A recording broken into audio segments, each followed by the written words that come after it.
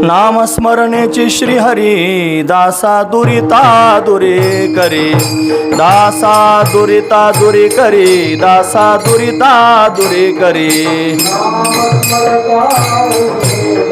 दुरिता दुरे करे, दासा दुरिता दुरे करे, दासा दुरिता दुरे. नामस्मरणेची श्री हरी दासा दुरिता दुरे करे, दासा दुरिता दुरे करे, दासा दुरिता दुरे करे.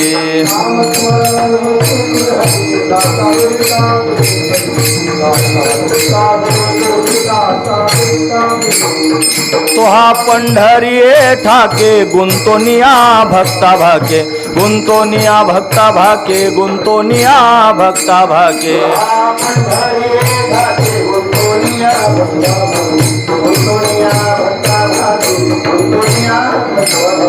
हरि भक्ताया उद्धरी तत्संगे अनेकाते तारे, तत्संगे अनेकाते तारे, तत्संगे अनेकाते तारे.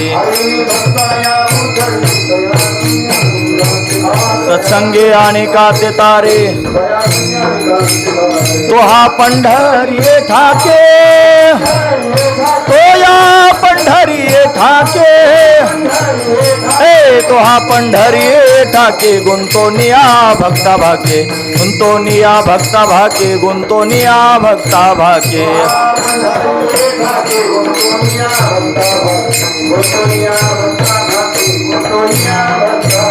निळा म्हणे ऐसे कीर्ती निताधिक संत गाते, सनकाधिक संत गाते, सनकाधिक संत गाते.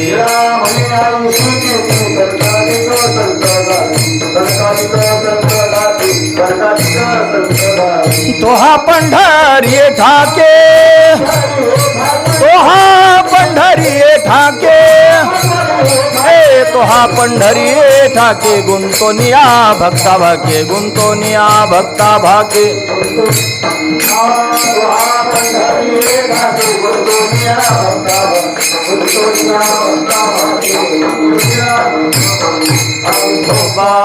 रखुमाये विठोबा रखुमाये, विठोबा रखुमाये. हे नामस्मरणेचे श्री हरी दासा दुरिता दुरी करे. तो हा पंढरी ठाके गुंतुनिया भक्ता भाके. हरी भक्ताया उद्धरी तत्संगे अनेकाते तारी. तो हा पंढरी ठाके गुंतोनिया भक्ता भाके. निळा म्हणे ऐसी कीर्ती सनकाधिक संत गाती.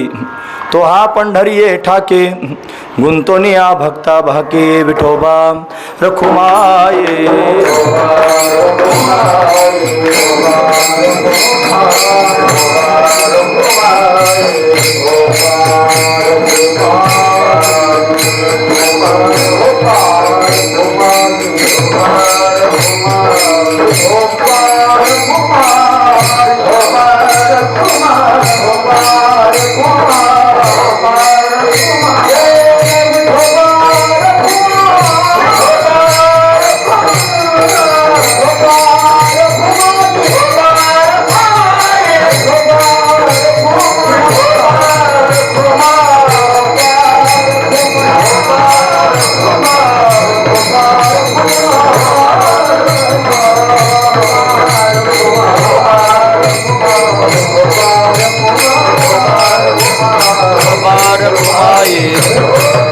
विठोबा रखुमाये.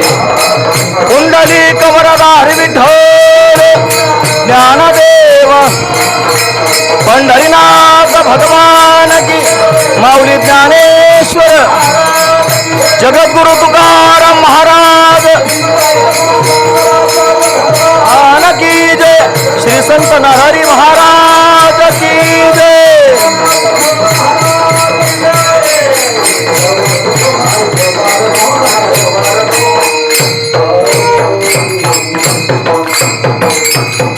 हे नामस्मरणेचे श्री हरी दासा दुरिता दुरे करे.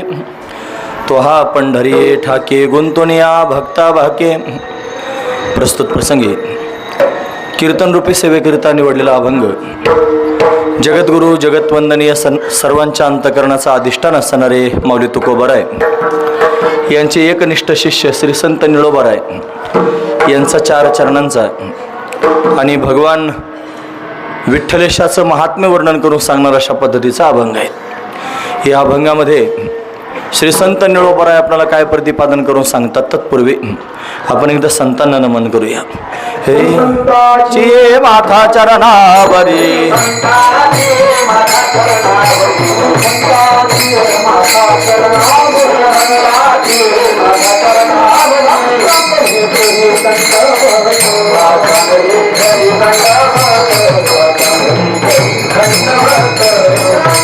बरो सांभाळा उत्तरे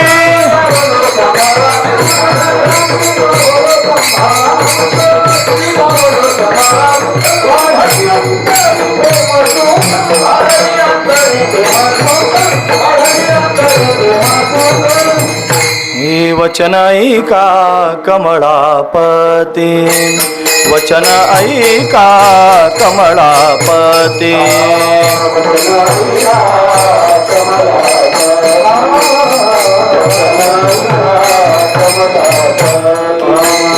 माझी रंकाची विनंती माझी रंकाची विनंती कर जोडितो कथे काळे आपण सावे जवळी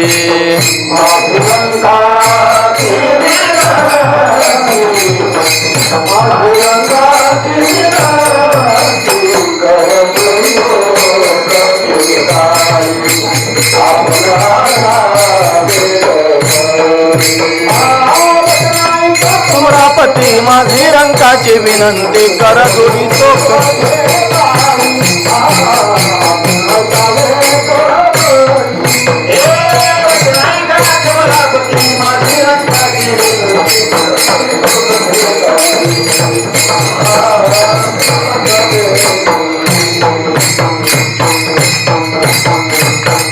हे श्री संतांचे माथा चरणावरी साष्टांग हे करी दंडवत विश्रांती पावलो सांभाळा उत्तरी वाढले अंतरी प्रेम सुख नामस्मरणेचे श्री हरी दासा दुरिता दुरी करी तो हा पंढरी ठाके गुंतुनिया भक्ता भाके।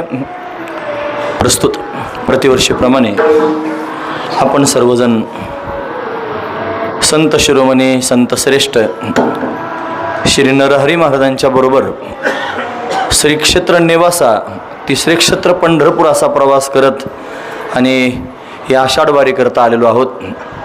आज या वारीतील दशमीची असणारी भगवंताची कीर्तन रूपी सेवा ही अकारण करुणा वरुणालय भक्तकाम कल्पद्रुम भगवान पांडुरंग परमात्म्याच्या अथांग करुणेनं त्याच्या दयेनं या सर्व संयोजक मंडळींच्या माध्यमातून आमच्या वाटेला आलेले आहे।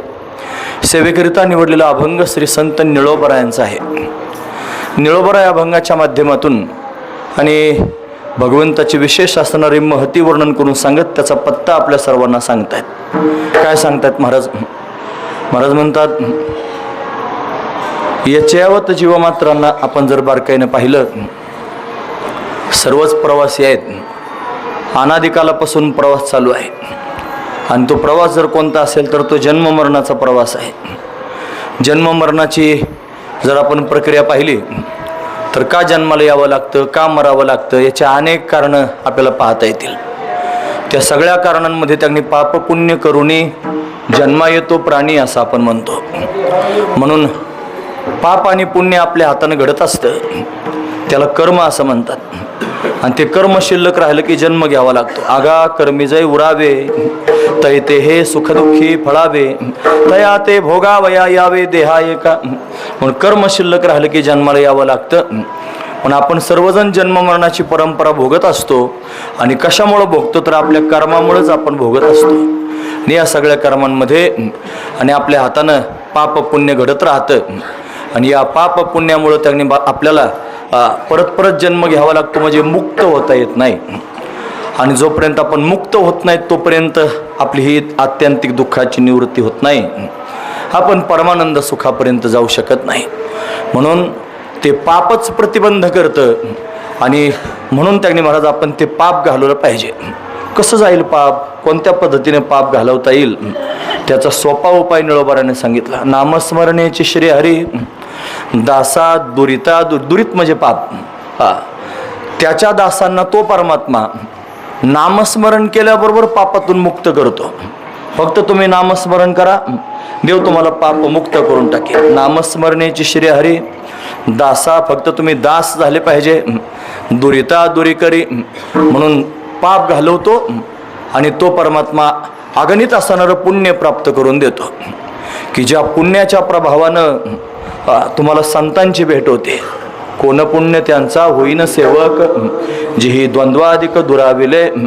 असं पुण्य त्यांनी कोणतं आहे की ज्यानं संत भेटतील. पुण्य फळले बहुता दिवसा, भाग्य उदयाचा ठसा. पण फार दिवसाचं पुण्य उदयाला यावं लागेल, संतांची भेट होत नसते. महाराज म्हणतात तिळ तिळ पुण्य साचा पडे, हे तो बहुता जन्मी घडे. नाम तुझे वाचेशे आतुडे. आणि फार महत्वाचा मुद्दा आम्हाला जो प्रतिपादन करायचं, समागम घडे संतांचा. संतांचा समागम होण्याकरिता तिळ तिळ पुण्य पदरात असावं लागेल. पापाची निवृत्ती होऊन त्यांनी ज्ञान स्वरूपापर्यंत जावं लागेल. आणि मग आत्यंतिक दुःखाची निवृत्ती होऊन परमानंद सुखाची प्राप्ती होईल. मग जन्म मरणाची परंपरा संपेल. हे आवागमन संपवण्याकरिता एवढी शृंखला मी तुमच्या समोर सांगितली. म्हणून पाप जर घालवायचं असेल तर भगवंताचं नामस्मरण करा. ते नामस्मरण केल्याबरोबर परमात्मा पापातून मुक्त करून टाकीन. आणि भक्ताला त्याने त्याच्या स्वरूपापर्यंत नेण्याची तरतूद करेल. महाराज म्हणले ठीक आहे, तुम्ही आम्हाला सांगितलं की तो परमात्मा असं करतो. कुठं राहतो तो परमात्मा जो भक्ताला दुरितापासून दूर करतो? महाराज म्हणले तो हा पंढरी ठाके. तो या पंढरपुरात राहतो. ठाके म्हणजे राहतो. त्याचं राहण्याचं ठिकाण जर काय असेल तर तो हा पंढरी ठाके. मग एवढा जर श्रेष्ठ परमात्मा भक्तांचा उद्धार करणार आहे, पंढरीत कसं काय राहायला आला? त्याचं उत्तर सांगितलं. गुंतून या भक्ता भाके. भाक म्हणजे वचन, भाग देणं म्हणजे वचन देणं. भक्ताला वचन दिल्या कारणाने त्या वचनात गुंतला आणि पंढरपुरामध्ये थांबला आणि सगळ्यांचाच उद्धार करू लागला. हा एकाचा उद्धार करण्याकरिता आला आणि सगळ्यांचाच उद्धार. एकाच्या कैवाडे उगवी बहुतांचे कोडे. म्हणून अनेकांचा उद्धार करण्याकरिता तयार झाला. म्हणून त्याच्या भक्ताचा तर उद्धार करतोच करतो, पण त्याच्याबरोबर अनेकांचा सुद्धा उद्धार करतो. हरी भक्ता या उद्धरी तत्संगे अनेका ते तारी. त्याच्याबरोबर अनेकांचा उद्धार अशा पद्धतीने करतो. हाच भगवंताचा महिमा आहे. नामस्मरण केल्याबरोबर आणि पापातून मुक्त करतो. तो भक्तांच्या वचनाकरिता या पंढरपुरात राहतो. एका भक्ताचं निमित्त करून सगळ्यांचाच उद्धार करतो. अशी भगवंताची कीर्ती आहे. ती मी सांगतो असं नाही, निळोबाराय म्हणतात. निळा म्हणे ऐसी कीर्ती सनकाधिक संत गाती. सनकाधिक संत भगवंताची अशी कीर्ती वर्णन करून सांगतात. असा हा परमात्मा आहे ज्याला आपण सर्वजण भेटण्याकरिता आलेलो आहोत. म्हणून ज्याच्या भेटीकरिता आपण आलो त्याचा महिमा आपल्याला कळावा, त्याचं सामर्थ्य आपल्याला कळावं. आणि म्हणून हा अभंग आपण चिंतनाकरिता निवडलेला आहे. आणि असा अभंगाचा सरळ अर्थ पाहण्याचा आपण प्रयत्न केलेला आहे. विठोबा रखुमाये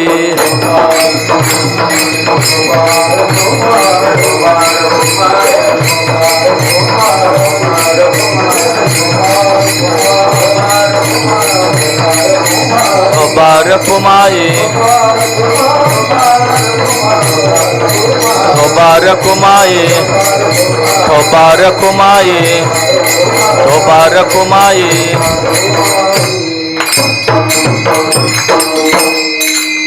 नामस्मरणेचे श्री हरी दासा दुरिता दुरी करी. तो हा पंढरी ठाके गुंतून या भक्ता भाके. थोड्याशा वेळात म्हणजे 9:15 वाजेपर्यंत आपल्याला चिंतन करायचंय. मी उशिरा आलेलो आहे हे मला मान्य आहे. एक कीर्तन करून आलोय. येता करता 8:30 7:30 पर्यंत यायचं ठरलं होतं. 7:30 ते 9 वाजेपर्यंत 1.5 तास आपण कीर्तन करू असं वाटलं, पण तरी पायी चालत यायचं असल्याकारणे थोडा उशीर झाला. 2 कीर्तन आता जरा जड होतात म्हणून तास 1.25 तास बोललं तर पुरे झालं. असं थोड्या वेळ आपण कीर्तन या ठिकाणी करणार आहोत. आपण सर्वजण भगवंताच्या भेटीकरिता आलो. या भगवंताच्या भेटीकरिता भोळे भाबडे सगळे येतात. सगळ्या प्रकारचे लोक येतात. म्हणजे भोळे भाबडे येतात, जे ज्ञान संपन्न आहेत ते येतात, जे त्यांनी अधिकारानं श्रेष्ठ आहेत ते येतात, मोठे मोठे योगीसुद्धा भगवंताच्या भेटीकरिता येतात। या सर्व लोकांना त्यांनी भगवंताचं स्वरूप पाहायला मिळतं। आणि विशेष अंडरलाईन करण्यासारखा मुद्दा असा आहे की तो परमात्मा सर्वांकरता समान रूपानं उभा राहतो, तो सर्वांना सारखाच आहे। समचरण दृष्टी विटेवरी साजरी, हे विशेष रूपानं का सांगितलं? समान चरण समान दृष्टी, गरीब आला आणि श्रीमंत आला तरी पण त्याच्याकरिता समान, अज्ञानी आला ज्ञानी आला त्याच्याकरिता समान, संसारिक आला आणि पारमार्थिक आला त्याच्याकरिता समान, पापी आला आणि पुण्यवान आला त्याच्याकरिता समान, श्रेष्ठ आला आणि कनिष्ठ आला त्याच्याकरिता समान, सगळ्यांकरता समान असणारा हा देव आहे। म्हणून सगळ्या प्रकारचे लोक भगवंताच्या भेटीकरिता येत असतात आणि ज्याला जे पाहिजे आणि त्याला ते हा प्राप्त करून देतो, हा त्याचा स्वभाव आहे। म्हणून वेगवेगळे लोक, जेवढ्यांची नावं मी तुमच्या समोर सांगितली आता, ते वेगवेगळ्या कारणांमुळे येतात, हा महत्त्वाचा विचार आहे। सामान्य असणारा सांसारिक जीव आहे, जो भोळा भाबडा आहे आणि तो पांडुरंगाजवळ येतो, खरं तर त्याला परमार्थाची नजरच आलेली असते असं नाही। एवढे लाखो वारकरी पंढरपूरला येतात, ते सगळे काही नजरेचेच असतात असं नाही। तुम्हाला नजर नव्हती मग पंढरपूरला कसे काय आले?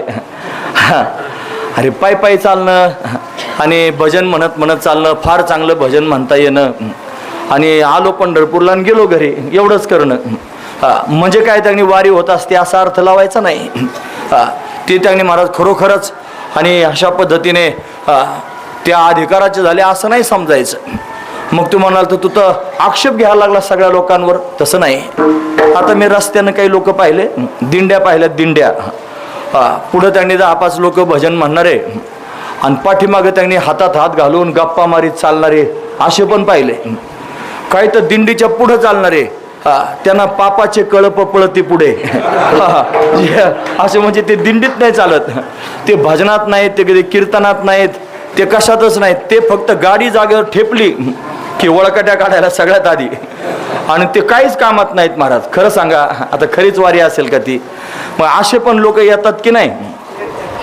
असे अनेक प्रकारचे लोक आणि वारी करता येत असतात। त्या सगळ्या लोकांचा मला विचार करायचा नाही, पण परमार्थ करायचा आहे, देवदेव करायचा आहे, देवधर्म करायचा आहे, आपल्या हातानं काहीतरी देवधर्म घडला पाहिजे असा विचार करून आणि शुद्ध अंतकरणाने भगवंताचं भजन म्हणत म्हणत जे इथपर्यंत येतात ते भोळे भाबडे वारकरी आहेत।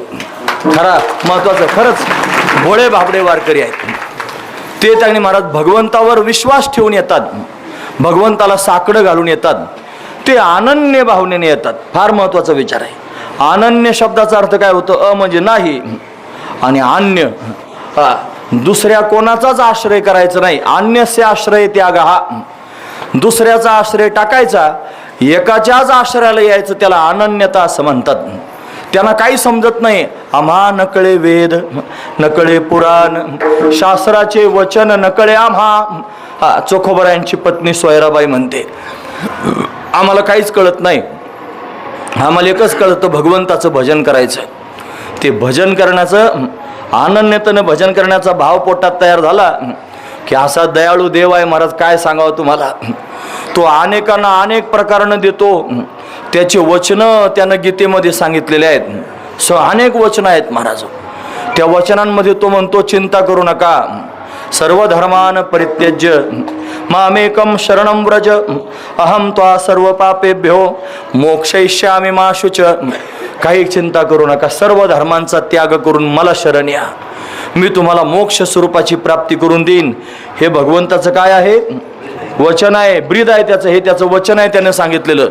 तो म्हणतो, अनन्याश्चिंतयन्तो माम ये जना पर्युपासते तेषां नित्याभियुक्तानां योगक्षेमं वहाम्यहम्।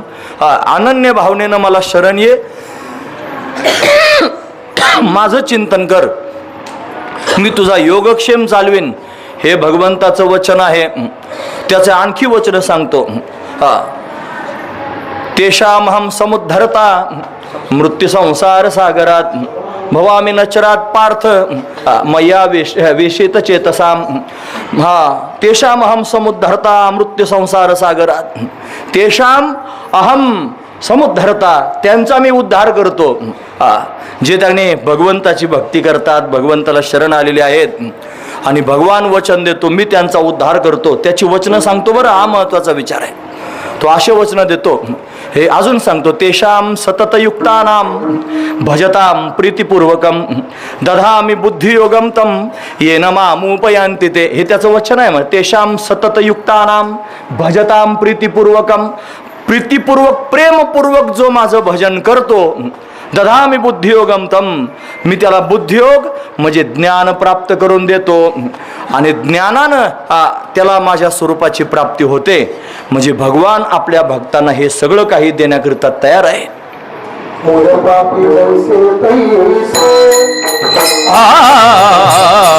पापी जैसे तैसे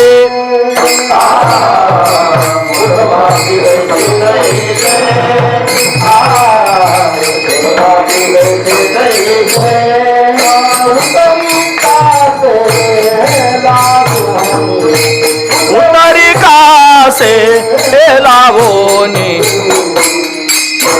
का दिलावर पुंडलिका दिलावर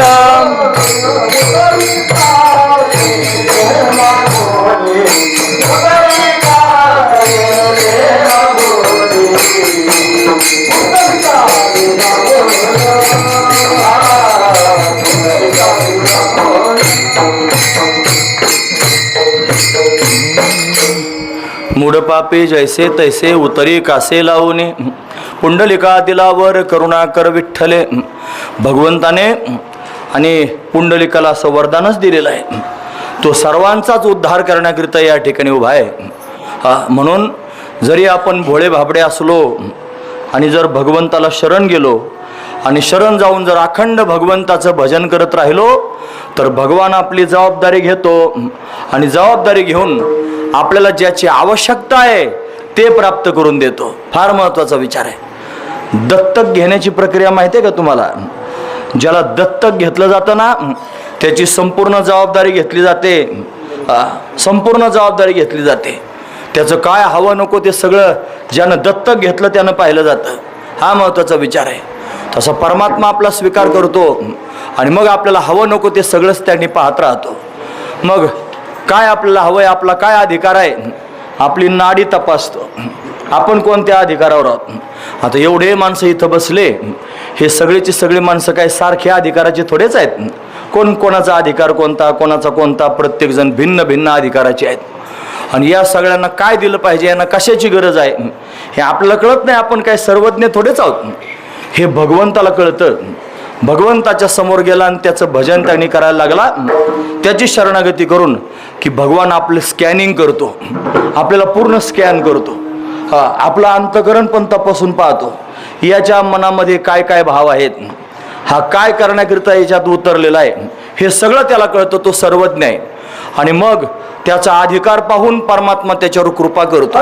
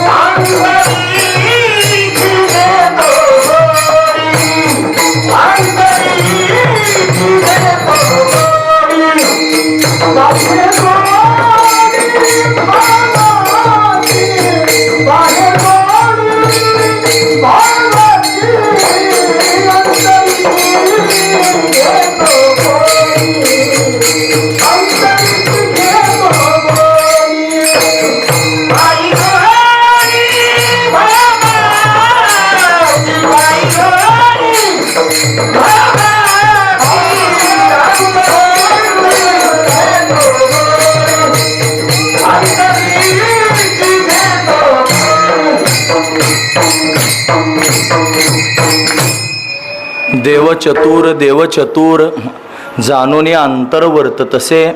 अंतकरण पाहतो मग अंतकरणातली गोडी घेतो, अंतरेची घेतो गोडी. पाहे जोडी भावाची आपला अंतकरण तपासतो, आपल्या अंतकरणातला भाव पाहतो आणि तो भाव पाहून आपल्याला ज्याची गरज आहे ते प्राप्त करून देतो. म्हणून आपण देवापर्यंत त्यांनी जाण्याकरिता निघालो, पण देव लगेचच प्राप्त होईल असं नाही. का प्राप्त होत नाही? प्रतिबंधामुळं परमात्म्याची प्राप्ती होत नाही. काय प्रतिबंध आहे? अनेक प्रकारचे प्रतिबंध. विषयासक्ती हा प्रतिबंध आहे, हा बुद्धिमांद्य हा प्रतिबंध आहे, अजून पापाचे सहचर्य हा प्रतिबंध आहे. हे त्यांनी विप्रलंबा असे त्यांनी अनेक प्रकारचे दोष आहेत. या दोषांमुळं परमात्मा आपल्याला भेटत नाही.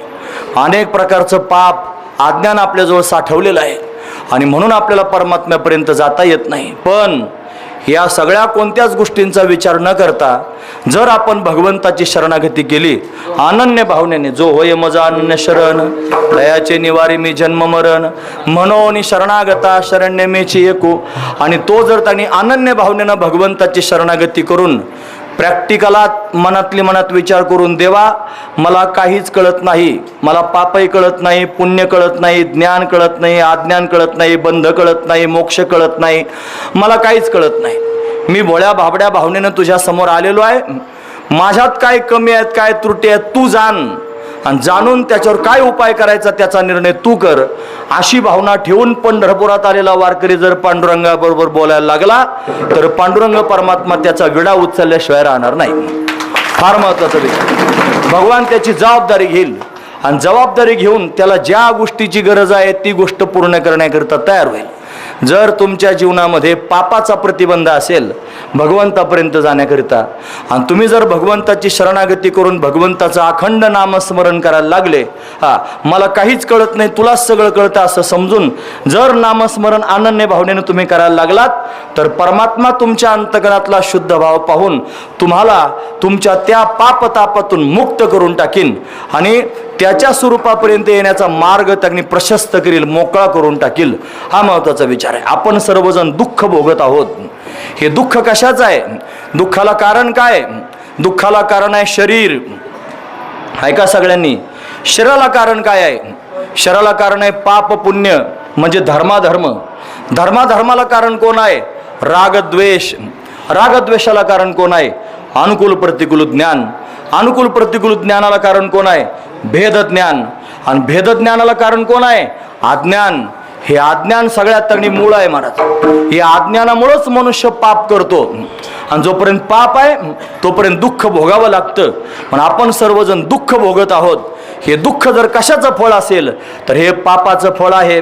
जोपर्यंत पाप जात नाही तोपर्यंत दुःख जायचं नाही, आणि जोपर्यंत दुःख जात नाही तोपर्यंत तुम्हाला मोक्ष स्वरूपापर्यंत जाता यायचं नाही. मोक्षाची व्याख्या करताना सांगितले आत्यंतिक दुःखाची निवृत्ती आणि परमानंद सुखाची प्राप्ती, याचंच नाव आहे मोक्ष. पण मोक्ष स्वरूपापर्यंत जाण्याकरिता दुःख घालवावं लागेल. दुःखाचं कारण पाप आहे, पाप घालवावं लागेल, पापाचा प्रतिबंध घालवावा लागेल. तो प्रतिबंध जाईल कशानं हा जर प्रश्न कोणी विचारला तर त्याचं एकच उत्तर आहे, भगवंताचं दास्यत्व स्वीकारा, भगवंताची भक्ती करा आणि भगवंताचं नामस्मरण करा. जर तुम्ही स्वतःला भगवंताचं दास म्हणून घ्याल, म्हणवा हरीचे दास, कंठी मिरवा तुळशी, व्रत करा एकादशी, असं जर तुम्ही व्रत अंतकरणात धारण केलं, स्वतःला जर हरीचे दास म्हणून घ्यायला लागले आणि हरीचे दास होऊन जर हरीचं नामस्मरण केलं तर तेवढ्याच एका साधनेनं तो श्री हरी तुम्हाला तुमच्या पापातून मुक्त करून टाकतो. नामस्मरणेची श्री हरी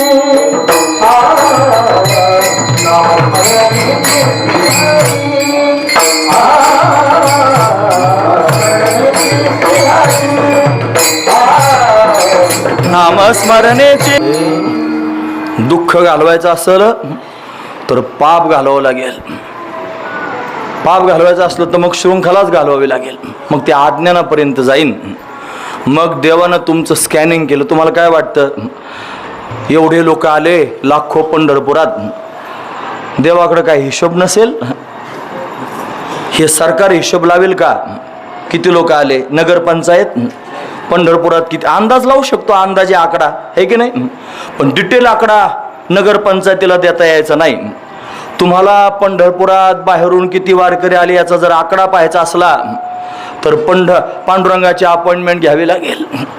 त्याच्याबरोबर त्यांनी निवांत बोलावं लागेल, देवा सांगच एकदा आकडा किती लोक आले. एक सुद्धा आकडा इकडे इकडे व्हायचा नाही. सगळाची सगळा तंतोतंत आकडा त्याला माहिती आहे. मग सगळा आकडा जर त्याला तंतोतंत माहिती आहे तर त्या आकड्यातून मी कसा उकेल, हा महत्वाचा विचार आहे. मी कसं काय उकेल, त्याला माहिती आहे. मग हा पण आलेलाच आहे, लोकांच्या समोर वटवट करतोय.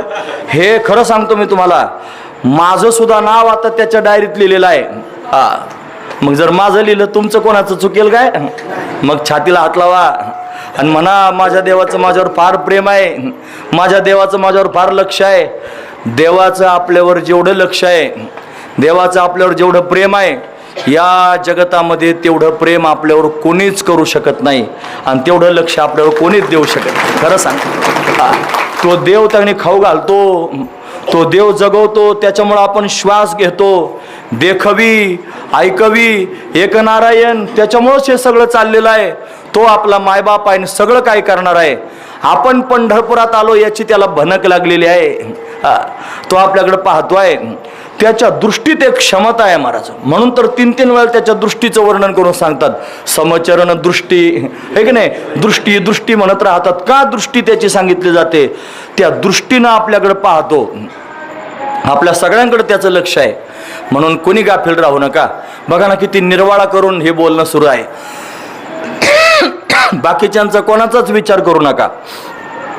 किती आले असतील, कसे आले असतील, ते भजनातच आले असतील का, मागं चालत असतील, ते पुढंच पापाचे कळप फिरत असतील का, काय करत असतील, याचा मी काहीच विचार करू नये. ते जे करत असतील ते करत असतील. मी एकच विचार करावा, पंढरपुरात आल्यानंतर मी आलोय कुठं? पंढरपुरात. कोणाकडं? पांडुरंगाकडं. कोणासाठी? पांडुरंगासाठी. पंगत असं काही डोक्यात अजिबात नाही. मग कीर्तन 10 वाजेपर्यंत, लगेच असू द्या, थांबणारे लोक. आता असं बोलावं लागतं मधून, म्हणजे लोक कंटाळा करीत नाहीत, असं आहे की नाही. मला एवढंच सांगायचं, मला एकच कळतं, मी पंढरपुरात आलेलो आहे आणि मी कीर्तन या ठिकाणी उभं राहून करतो आहे. तुम्ही ऐकता आहात की नाही ऐकत, कसे ऐकता आहात याची मला जाणीव नाही, पण तो मात्र कमरेवर हात देऊन माझं कीर्तन ऐकतोय याची मला 100% जाणीव आहे. एवढंच मला म्हणायचं. खरंच सांगतो, तुम्ही वारी करून थकून आलात की नाही, माझ्या या शब्दांनी तुमचा थकवा जाणार आहे. खरंच ऐका तुम्ही, माझ्या या शब्दांनी तुमचा थकवा जाईन. तुम्हाला फक्त हा भाव पोटात तयार होईल. काय भाव पोटात तर होईल की जाऊ द्या, कोण काय म्हणतो, मी कशी वारी केली, माझ्याविषयी कोण काय विचार करतो, काय घेणं देणं नाही. कोण त्यांनी काड्या करतो का, खलबत्ती कुटतो का, वाकडं तिकडं माझ्याविषयी चर्चा करतो, कोण काय करतो याच्याशी काय कर्तव्य नाही. माझा देव तर माझ्याकडे पाहतो ना, बस याच्यापेक्षा काय पाहिजे. अशी भावना दृढ अंतकरणात झाली पाहिजे. म्हणून पुढचं ऐका आता. तो परमात्मा सगळ्यांकडे पाहतो, त्याचं नामस्मरण करा, त्याचं दास होऊन त्याचं नामस्मरण करा.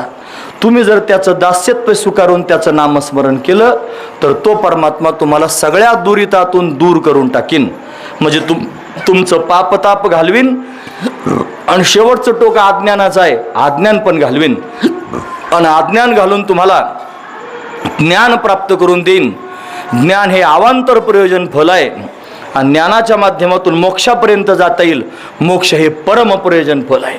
म्हणजे तो मोक्ष प्राप्त करून देईल. म्हणून महाराजांना म्हणावं लागलं, पंढरीचे वारकरी हे ते अधिकारी मोक्षाचे. म्हणून पंढरीचे जे वारकरी ते खरे मोक्षाचे अधिकारी आहेत. म्हणून भोळ्या भाबड्या भावनेनं भलत्या भावे शरण जाता. शरण जर भलत्या भावनेनं आपण आलो, आता ते ज्ञानोबरायांविषयी आहे, तरी भगवंताला जरी आपण भोळ्या भाबड्या भावनेनं शरण आलो तर परमात्मा आपल्या अंतकरणाला तपासून पाहीन आणि जे जे प्रतिबंध आहेत ते घालून टाकीन आणि मग आपलं त्यांनी मोक्ष स्वरूपापर्यंत जाणं होईल. हा त्यातला दिव्य भाव आहे. पण असा त्यांनी दुरितातून दूर करणारा परमात्मा, त्याच्या दासांना फक्त नामस्मरणाने एवढं काही देणारा परमात्मा कुठं राहतो असं जर कोणी म्हणलं तर निळोबराने ठामपणे त्याचा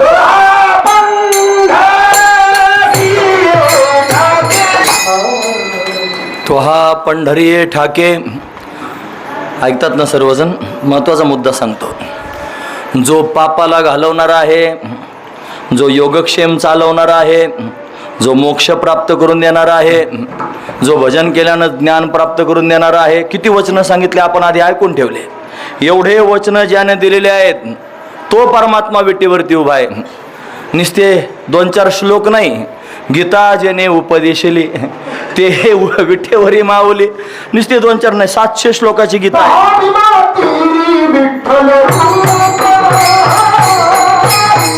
भीमा तेरी विठ्ठल रूप,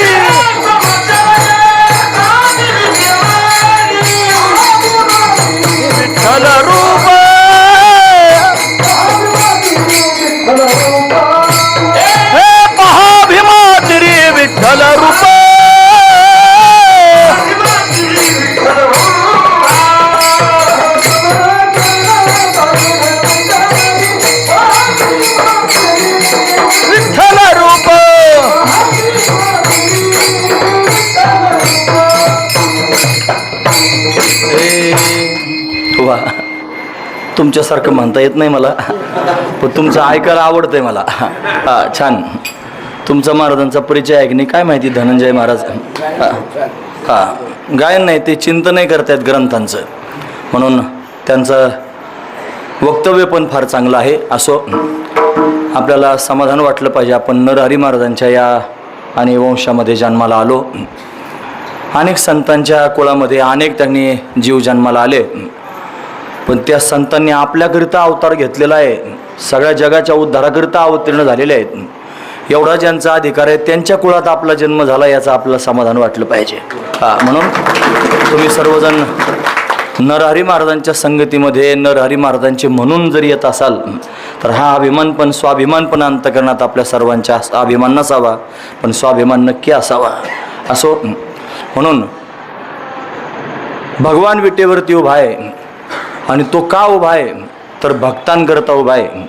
तो भक्तांना त्यांनी अशा पद्धतीनं आश्वासन देण्याकरिता उभा आहे.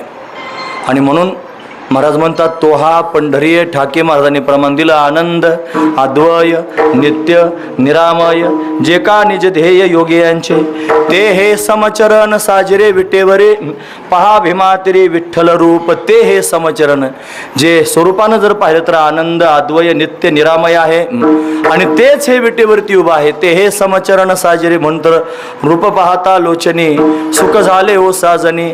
तो हा विठ्ठल बरावा, याच्यात पण तो हा शब्द आहे. मग याचा अभंग होता ना, सत्य ज्ञानानंत गगनाचे प्रावर्ण नाही रूपवर्ण गुण जेथे. तो हा रे श्री हरी पाहिला डोळे भरी. तो हा किंवा ज्ञानदेव म्हणे ज्योतीची निज ज्योती, ती ही उभी मूर्ती विटेवरी. ती ही ते हे तो हा, हे जे शब्द आहेत की नाही, हे काय सांगतात? हे स्वरूप लक्षणाकडून तटस्थ लक्षणाकडे त्यांनी बोट दाखवतात. स्वरूपानं असा असणारा जो परमात्मा आहे तोच तटस्थ लक्षणानं विटेवरती उभा आहे. म्हणून षडगुण ऐश्वर्य संपन्न असणारा हा परमात्मा जो त्यांनी भक्तांना त्याच्या दासांना आणि दुरितापासून दूर करतो, तो पंढरपुरात राहतो. तो हा पंढरी ठाके का राहतो, त्याचं कारण काय असेल म्हणले, गुंतोनिया भक्ता भागे. भक्ताला दिलेल्या वचनामध्ये गुंतलेलं आहे. प्रमाण मघाच झालेलं आहे, त्याच्यामुळे आता परत प्रमाण द्यायची आवश्यकता मला वाटत नाही. काय प्रमाण आहे, काय त्यांनी भाग आहे. भाग म्हणजे वचन. कसं वचन दिलं त्यानं ऐका. पुंडलिकरायांना भेटण्याकरिता आला, त्याने परीक्षा पाहिली, वैद्य होऊन आला. औषध त्यांनी दिलं त्यांच्या आईवडिलांच्या डोळ्यात घालायला, नियम सांगितला. सूर्योदयापर्यंत त्यांनी डोळे हलता कामा नये. औषध जर डोळ्यातून बाहेर आलं तर डोळे कायमचे जातील. पुंडलिकरायांनी मांडीवर घेतलं, इकडच्या मांडीवर वडिलांचं, इकडच्या मांडीवर आईचं मस्तक घेतलं, त्यांच्या डोळ्यात औषध घातलं. आणि औषध घातल्यानंतर सूर्योदयाची वाट पाहायला लागले की सूर्योदय झाल्यानंतरच मान हलवायची त्यांची, तोपर्यंत हलवायची नाही. औषध बाजूला गेलं, डोळे जातील कायमचे. मग यानं आणखी परीक्षा सुरू केली. एक भोंगा पाठवला, तो भोंगा चावला. डास चावल्यावर आपल्याला किती वेदना होतात, भोंगा चावल्यावर किती. फक्त चावला नाही, घुर्र त्यानं फिरवायला सुरुवात केली त्याचं ते आणि त्यानं आरपार मांडीला छिद्र पाडलं, रक्ताची धार व्हायला लागली. पण पुंडलिकरायाने मांडी नाही हलवली, परीक्षाच घेतली महाराज. आणि मग प्रत्यक्ष प्रगट झाला. पुंडलिका, मी आलोय तुझ्या समोर. विचारू तू कोण आहेस? म्हणे मी सामान्य नाही, जगाचा मालक आहे, अनंत कोटी ब्रह्मांडाचा नायक आहे, संपूर्ण जगताचं जीवनसूत्र आहे. तुझ्या समोर प्रत्यक्ष प्रगट झालेलो आहे, बघ जरा, मी तुझ्या दारात उभा आहे. पुंडलिकाने सांगितलं, तू हे सगळं सांगितलं तुझं वर्णन, तू कोणी असो, मला तुझ्याशी काय कर्तव्य नाही. मी माझ्या आईवडिलांची सेवा करतो आहे, त्यांचे डोळे परत यावेत, एवढीच माझी इच्छा आहे. तुला जर माझी गरज असली, मी तुला बोलावलं नाही, तू आलास, तुला जर माझी गरज वाटत असली तर सूर्योदय होईपर्यंत थांब, नाहीतर मग गेला तरी चालेल. आता काय करावं? जसं निळोबराने ठामपणे तुकोबरांना आणण्याकरिता भगवंताला सांगितलं, निळा म्हणे तुझं बोलाविले कोणी, आणि प्रार्थल्या वाचून आलास का आलास प्रार्थना केल्या वाचून, जा निळा म्हणे आम्ही निळोखोचे देवा, तू काय याचा दावा करीत असो. म्हणून त्यांनी जसे निळोबर आहे आणि पांडुरंगाला म्हणले तसे मग पुंडलिकराय त्यांनी महाराज पांडुरंगाला म्हणले. मग म्हणे आता काय करू? तो पण वाट बघ, कुठं वाट बघत थांबू? म्हणून वीट घेतली आणि भिरकावली, आणि त्या विटेवर उभा राहा म्हणून सांगितलं.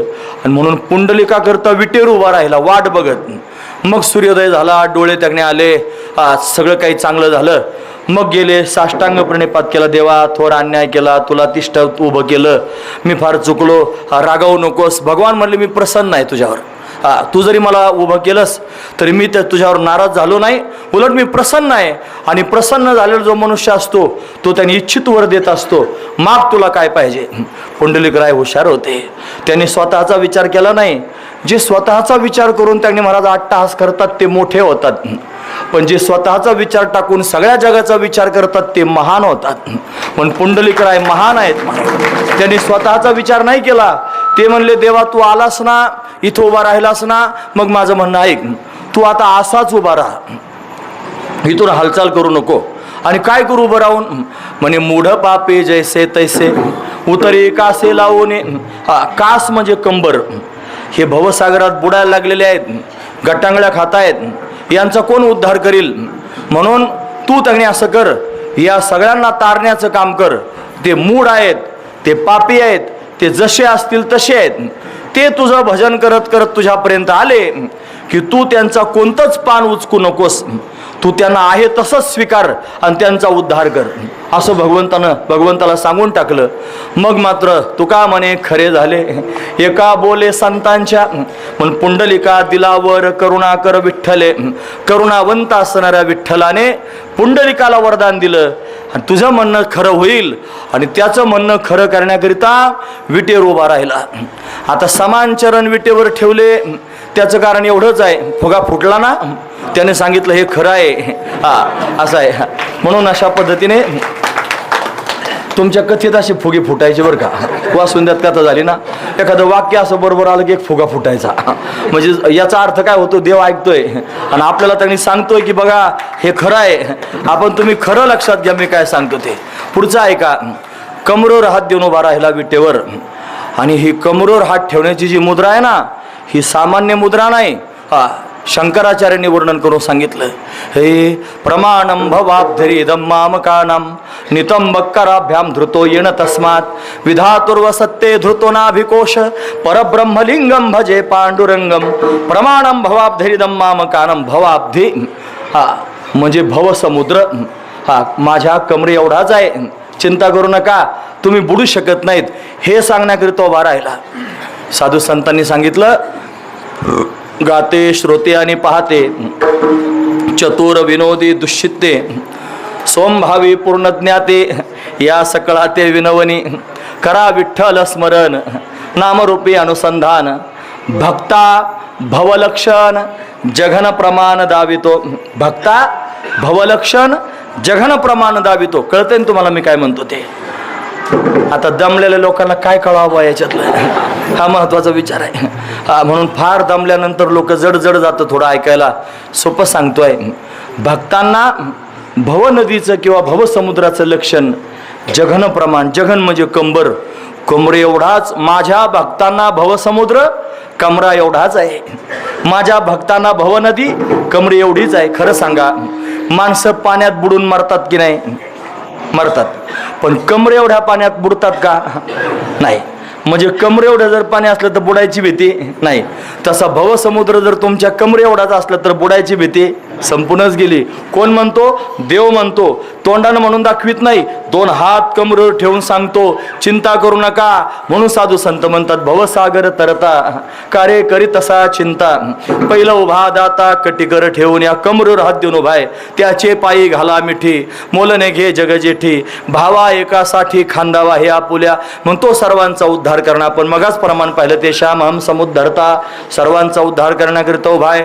म्हणून पुंडलिका करता प्रत्यक्ष प्रगट झाला आणि विटेवरती उभा राहिला. आजपर्यंत उभा आहे. पुंडलिकासाठी अजून तिष्ठत तुका म्हणे मात धन्य त्याची. अजून पुंडलिक, साधू संत पुंडलिकाला नावं ठेवायला लागले.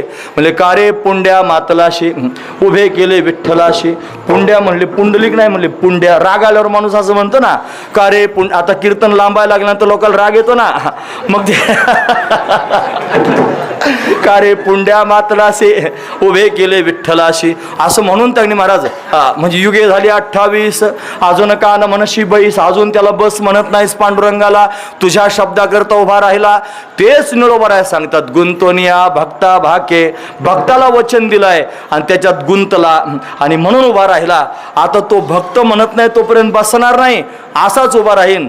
त्यानं माझ्या आज्याला पण तारलं, त्यानं माझ्या बापाला तारलं, मला तारलं, माझ्या अनेक पिढ्यांना तारणार आहे. हा महत्वाचा विचार आहे.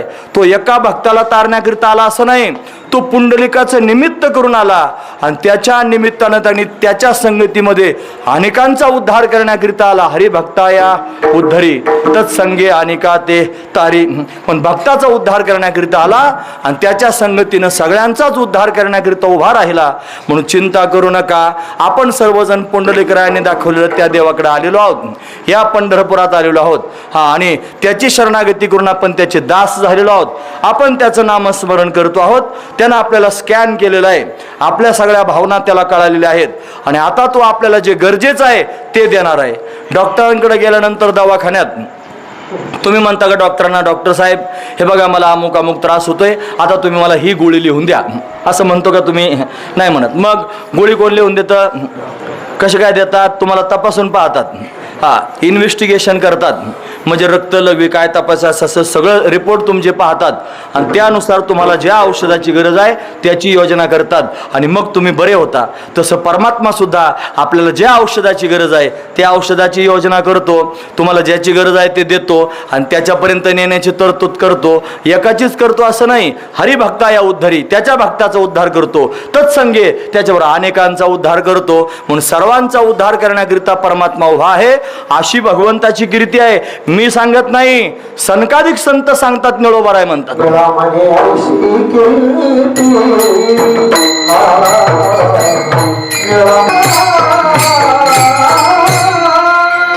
एवढा सगळा भगवंताचा महिमा आपण ऐकला.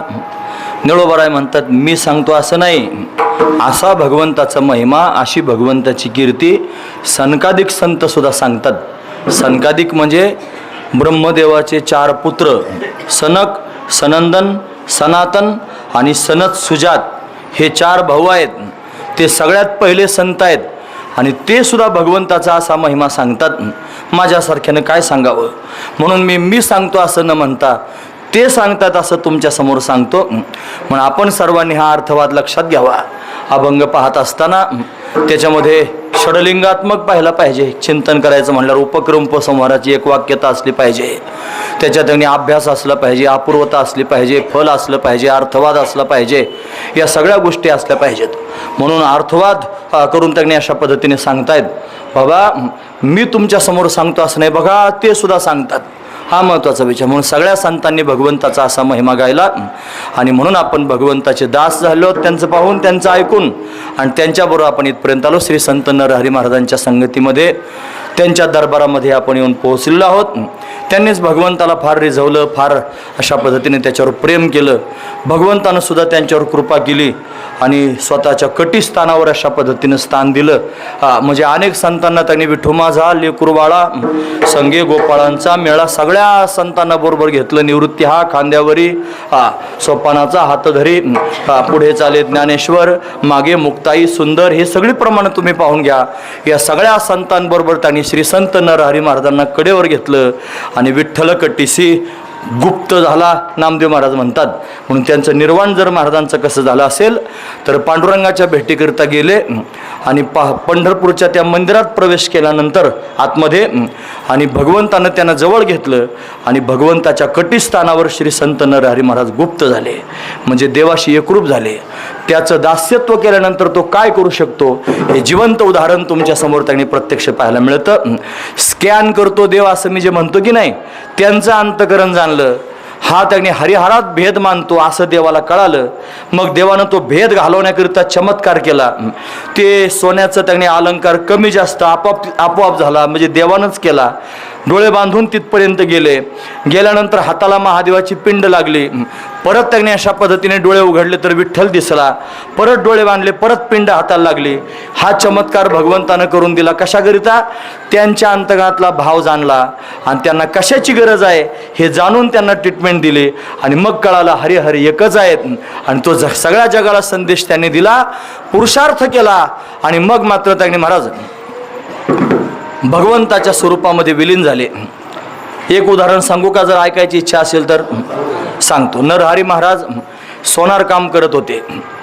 नरहरी सोनारा घडू फुंकू लागे असं आपण ऐकतो. त्यांच्या चरित्रात असा प्रसंग आहे. ज्या वेळेला हा साक्षात्कार झाला हरिहराच्या ऐक्याचा, त्यावेळेला पांडुरंगाच्या भजनाचा छंद लागला.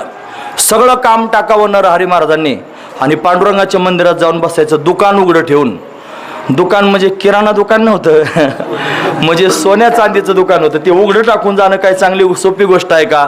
ते तसंच सोडायचं. इथं सोनारानं विचारा काय होतं उघडं टाकल्यावर. CCTV कॅमेरे आधी काढून घेतात आणि मग कार्यक्रम राबवतात, असं होतं की नाही महाराज?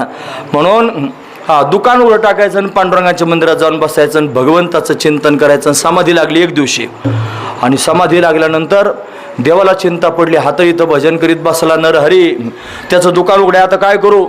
भगवंताने स्वतःच नरहरी महाराजांचं रूप घेतलं आणि स्वतःच दुकानात गेला महाराज आणि सगळी दुकानदारी सांभाळायला लागला.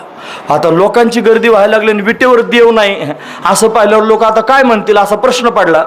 म्हणून घाई काम उरकायचं आणि विटेवर जाऊन उभं राहायचं, याच्याकरता घाई करायला लागला. आता ते हातोडा, सोनाराचा हातोडा काय घन नसतो, छोटा असतो आपला, पण त्या हातोड्याला सारखं त्यांनी कामच असते. ठोक ठोक ठोक ठोक हाणायचं, त्याच्यावर थोडं इकडं आणायचं, थोडं त्याच्यावर हाणायचं, थोडं इकडं आणायचं, असं होतं की नाही? असं हाणायच्या नादात त्यांनी देवाला घाई झाली. बोटावरच हातोडा पडला देवाच्या. जसाच बोटावर हातोडा पडला आणि बोटातून त्यांनी महाराज अशा पद्धत, आता देव आहे, लीला करणार आहे, त्याचं बोट चेंगरलं.